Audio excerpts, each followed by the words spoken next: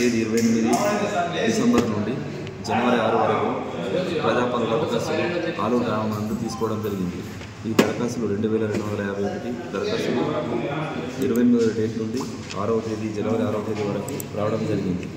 ఇట్టి దరఖాస్తులను గౌరవ కలెక్టర్ నిజామాబాద్ గారి ఆదేశాల ప్రకారంగా జనవరి 6 నుండి డాటా ఫీడింగ్ చేయడం జరుగుతుంది.